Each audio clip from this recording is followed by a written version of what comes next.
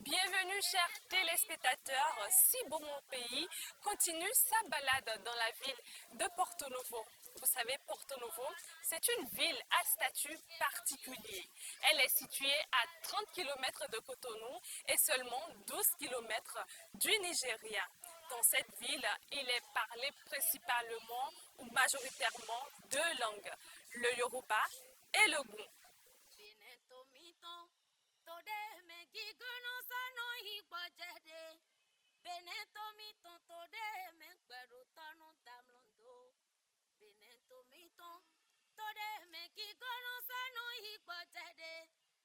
Aujourd'hui, il faut reconnaître que Porto Novo a vu passer tous les gouverneurs qui ont dirigé notre beau pays.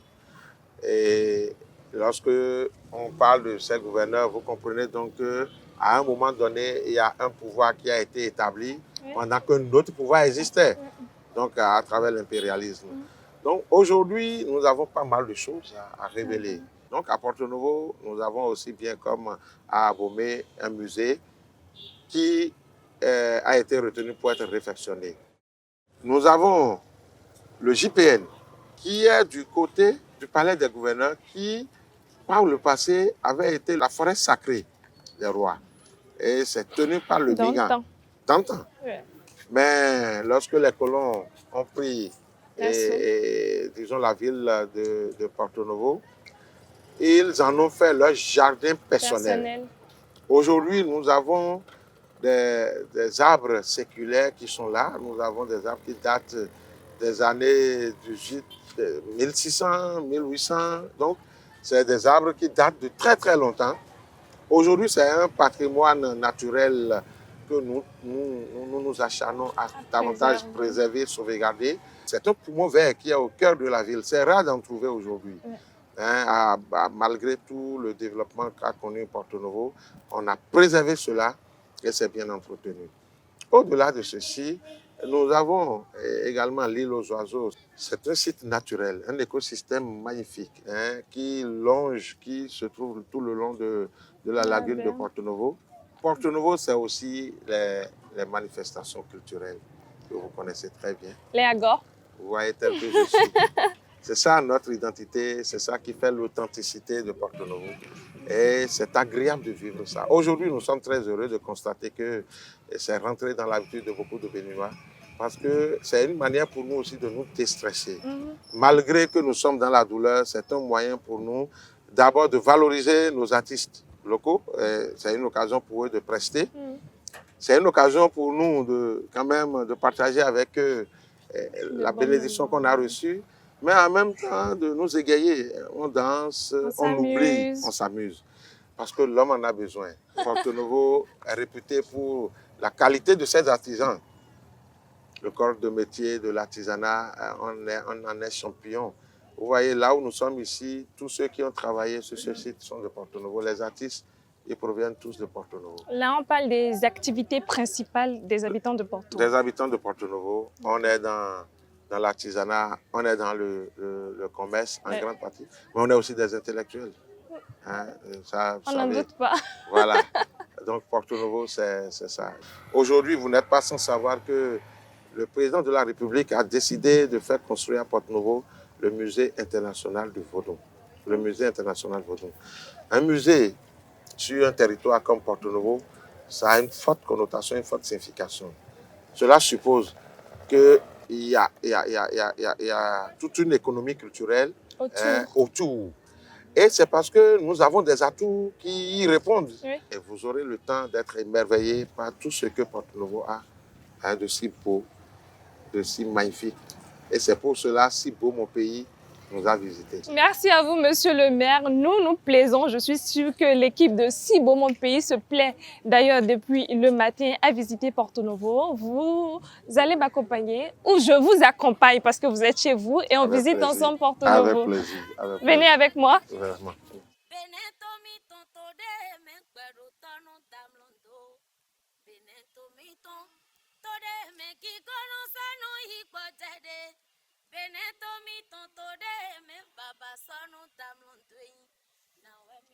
Si Beau Mon Pays, c'est aussi de l'histoire. Mais Porto Novo, c'est l'histoire de Hogbonou, c'est l'histoire de Adjache, c'est l'histoire coloniale. Nous sommes avec le professeur Nkpo Agossou et avec lui, nous allons faire une immersion dans l'histoire de Porto Novo. Professeur Agossou, c'est un passionné de Porto Novo. Bonjour, professeur Nkpo Agossou. Bonjour, madame la journaliste. Comment vous allez? Je vous rends grâce. Dites-nous, nous sommes à Porto Novo, nous sommes chez vous. Quel est l'axe du pouvoir à Porto Novo ou quel a été l'axe du pouvoir? Oui, l'axe du pouvoir, c'est-à-dire le commandement. Vous savez, Porto Novo a été la capitale de notre pays. Le Dahomey est devenu Bénin. Et suite à un certain nombre d'actes, d'abord la reddition de Béhanzin, qui avait tenu tête à la colonisation française, et un certain nombre d'accords entre le père de celui qui deviendra plus tard Tofa, c'est-à-dire c'est Dessodji, qui avait signé des accords qu'on appelait de protectorat avec la France pour se prémunir des tentatives de conquête du royaume du Dahomey. Et donc, après la reddition de Béhanzin, les Français qui ont voulu reconnaître à Tofa cet acte-là, ont décidé d'ériger ici leur capitale. C'est ainsi que le palais des gouverneurs a été érigé. Le palais des gouverneurs, attention, ce qui est devenu aujourd'hui l'Assemblée nationale, il n'y avait que cet immeuble, disons central. D'accord. Oui, il n'y avait rien d'autre. Le bâtiment là? Oui, le bâtiment là, colonial, le bâtiment véritablement colonial là. Le palais des gouverneurs est limité au sud par une avenue, ce qui est devenu une avenue, l'avenue Victor Ballot. Parce que Victor Ballot est le premier des gouverneurs du Dahomey. Et cette avenue se poursuit jusqu'à Brécon pour rejoindre le palais secondaire du roi des Tofa, dernier roi du royaume de Hogbonou. Bien. Alors, tout au long de cet axe, il y a des bâtiments symboliques. En face, cet immeuble à 2 étages, architecture coloniale également, c'est l'ancien palais des députés. Donc l'Assemblée nationale, c'était là. C'était là. Donc c'était là où les députés se retrouvaient, oui, siégeaient. Voilà. Donc en face du palais des gouverneurs, donc le pouvoir central et exécutif, etc. Et en face du pouvoir, disons, législatif. À côté, vous avez un immeuble aussi qu'on appelait à l'époque l'IRAD, Institut de recherche appliquée du Dahomey. Avant l'indépendance, ça s'appelait IFAN, Institut français d'Afrique noire. Tout ce qui est recherche fondamentale et appliquée s'y tenait. Et le grand siège se trouvait à Dakar. Mais le centre IFAN de Porto Novo était l'un des plus réputés. Et juste en face, on a le tribunal actuel. Qu'est-ce qui était là? L'actuel tribunal, c'était à l'époque la trésorerie du Dahomey. D'accord. Autrement dit, tout ce qui concerne les finances publiques de l'État. Les bureaux sont juste au rez et la résidence à l'étage. D'accord. Vous voyez, c'est tout petit, hein, mais ça couvrait les besoins du pays à l'époque. Juste en face de nous, nous avons la pairie de France. La pairie de France. Oui, c'est-à-dire que là où étaient pris en compte les fonctionnaires français. L'administration coloniale française faisait une distinction nette entre ses citoyens ces les fonctionnaires citoyens noirs. français et Ceux du Dahomey. oui, Donc voilà. tout ça faisait partie de l'Est du pouvoir. Ah oui, oui, Cette ah oui, zone-là. nécessairement. Nécessairement. Oui. D'accord. Merci à vous, professeur. Vous Nous en allons continuer notre visite de l'autre côté.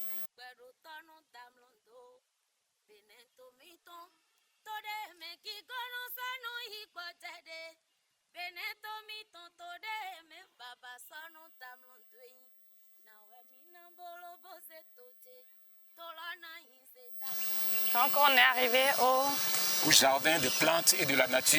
Oui, on y va. L'ancien jardin d'essai du Dahomey. D'accord. Parce que c'est ici, n'est-ce pas, que se faisaient les expérimentations sur les plantes, plantes. tropicales. Tropical. Les plantes tropicales. Et d'ici, on envoyait les plantes dans les autres colonies de l'Afrique.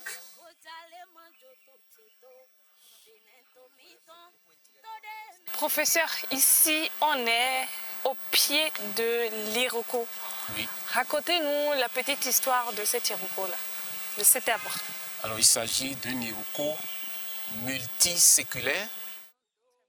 Je ne peux pas dire exactement combien de siècles il fait, mais il existait déjà avant la fondation du royaume au XVIIIe siècle. D'accord, Par conséquent, on peut voir au moins 4 siècles. Hein. d'accord. Oui. Qu'est-ce qui se faisait au pied de cet arbre? Au pied de cet Iroko, c'était les sentences pour les grands criminels. Les grands criminels. Oui. Donc, En ce temps. Oui, oui. Alors, c'est le Migan qui était chargé de l'exécution de la sentence. Oui. Donc c'est pas comme aujourd'hui où quand tu voles ou quand tu commets des délits, on t'emprisonne. Avant, on exécutait. Il y avait les prisons, mais lorsque c'était des crimes, Vraiment. disons, oui, très importants, et que c'était la peine de mort, voilà, ça se déroulait ici. C'est pas joli, mais bon, ça fait partie de l'histoire, notre ouais. histoire. Il y a des histoires plus criminelles dans certains pays. Que Il y a ça. le bûcher, c'est pas plus indiqué que ce qui se passait ici. Bon, la chaise électrique, ça faisait souffrir énormément avant. Bon, ici c'est une sentence, un toc, et puis. Bon, on oui. est plus heureux aujourd'hui.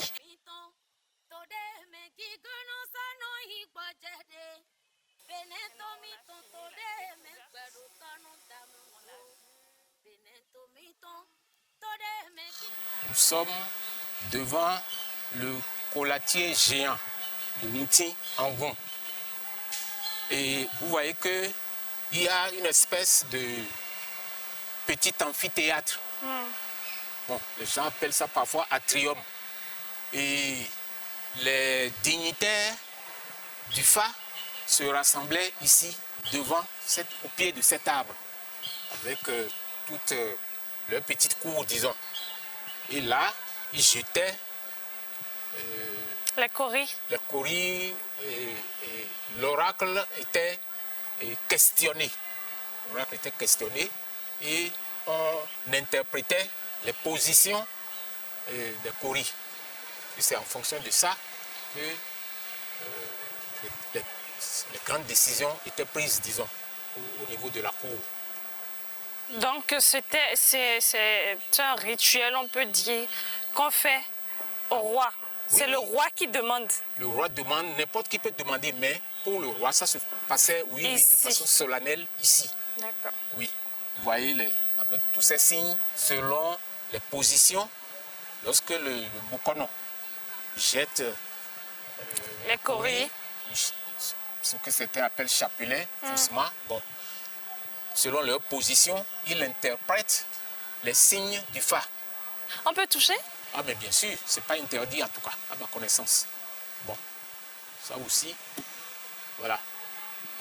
C'est un arbre qui est en difficulté existentielle. Compte tenu de son âge, vous voyez, tout un pan qui est déjà parti. Hein. Le collatier. Oui. Ça a vraiment une forme atypique. Merci à vous, professeur Nukbo, pour toutes ces explications, pour cette histoire. On en a vraiment appris. Ça fait plaisir. Merci beaucoup. C'est avec plaisir aussi que je fais ce chemin avec vous.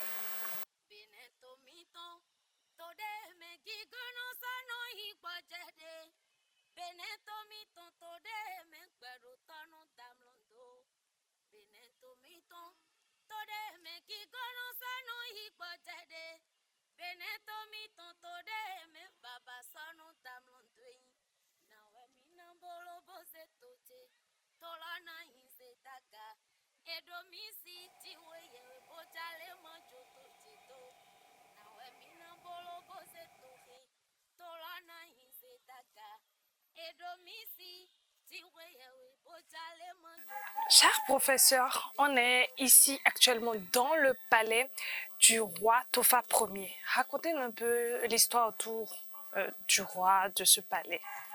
Bon, et Tofa Ier, c'est le souverain avec qui la France, l'occupation effective, la colonisation effective du Dahomey s'est effectuée. Il a été, de ce fait-là, le dernier roi de Hogbonou. Bon, et il est mort en 1908 pour la petite histoire. Et c'est un roi qui était imbu par la modernité à l'occidental. Il faut voir les tenues qu'il avait l'habitude de porter. Il le disait lui-même. S'il a fait appel aux Français, c'est pour que les Français apportent le style moderne à Porto-Novo. C'est dans cet ordre d'idées, en quelque sorte, il s'est fait construire cet immeuble qui constitue l'essentiel du palais, qui est sa résidence secondaire. D'accord. Oui, palais secondaire. Et quand il n'est pas là, il est où? Il est à ce qui est aujourd'hui le musée romain. Okay. C'est là, en réalité, le palais. Le palais des rois de Porto-Novo. Enfin, pour la plupart. Oui. Bon. Et donc, progressivement, il en a fait sa résidence secondaire. Secondaire, mais même, bon, c'est devenu la résidence tout court. Le roi avait non seulement le pouvoir politique, le pouvoir administratif, le pouvoir judiciaire et le pouvoir religieux. Il ne faut pas oublier, le roi exerçait le monopole sur tous ces pouvoirs-là. Voilà. Donc, c'était pas décentralisé. Non, pour la justice, c'était là. Il pouvait concéder une partie de ces pouvoirs-là à certaines personnalités. Tofa était pour la modernité dans son royaume. Il aimait ce qui est beau. Oui. Aujourd'hui, c'est un de ses descendants qui occupe le palais. D'accord. Oui. Merci à vous, professeur.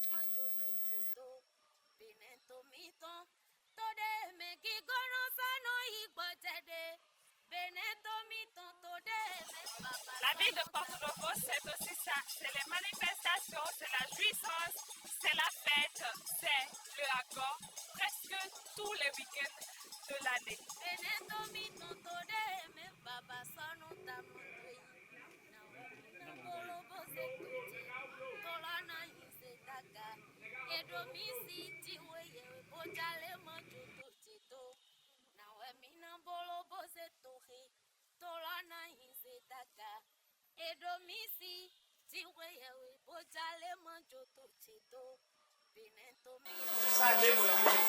Ça rend l'ami. 1000 francs. Oui.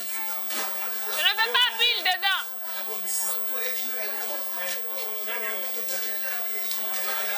600.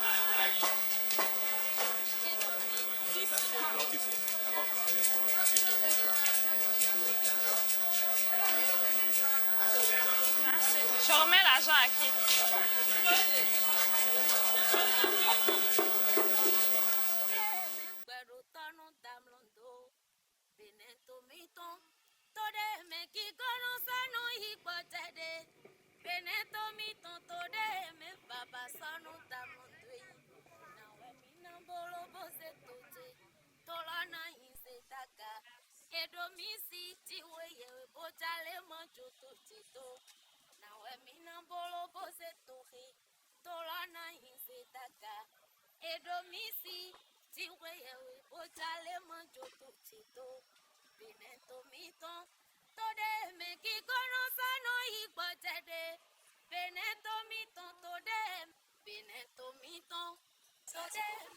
La viande du porc grillé, dit hala, accompagnée d'acassa ou du piron, c'est le mets principal de Porto Novo, de Robono.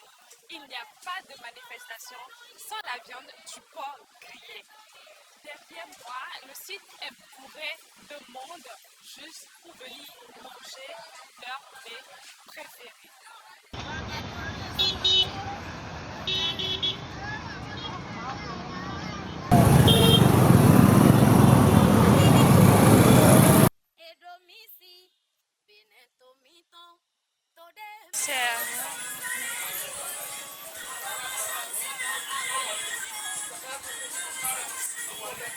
Ici, on est au Grand Marché de Porto Novo. Son nom, c'est le Grand Marché de Porto Novo.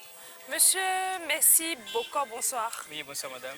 Dites-nous, pourquoi a-t-on donné au marché le nom de Grand Marché? Est-ce que c'est parce que c'est le plus grand marché? À l'époque, c'était le marché qui avait le plus grand rayonnement. Il a eu son rayonnement à cause des familles libano-syriennes qui étaient venues. Ces familles étaient persécutées au Liban, donc elles ont pris la décision d'aller s'installer en Afrique de l'Ouest. Et à leur arrivée vers la fin du 19e siècle, le début du 20e siècle, ces familles avaient besoin de lieux d'habitation et de lieux de commerce. Les princes de la couronne de Porto Novo qui avaient les moyens ont fait construire pour elles des bâtiments afro-brésiliens. Donc, elles ont utilisé le haut de ces habitations comme le haut de ces bâtiments comme habitation et le bas comme magasin. Il y avait beaucoup de ces bâtiments à l'époque, donc beaucoup de magasins, et il y avait beaucoup de commerçants en effet, ce qui avait fait le plus grand marché du Bénin.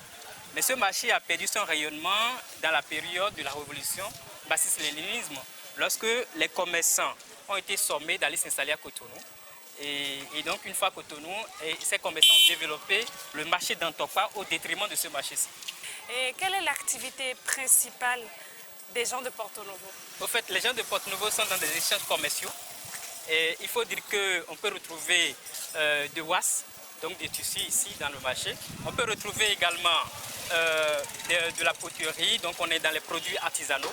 On peut retrouver des produits halieutiques parce que nous avons la lagune de Porto Novo qui constitue une richesse de la localité. Donc les populations font la pêche et les femmes qui vont aller acheter auprès des pêcheurs et revendent dans le marché. Et donc étant donné que Porto Novo est un centre, on est ravitaillé en produits agricoles au niveau de la périphérie et donc beaucoup de personnes viennent s'approvisionner dans ce marché-ci. D'accord. Merci à vous, monsieur. Merci.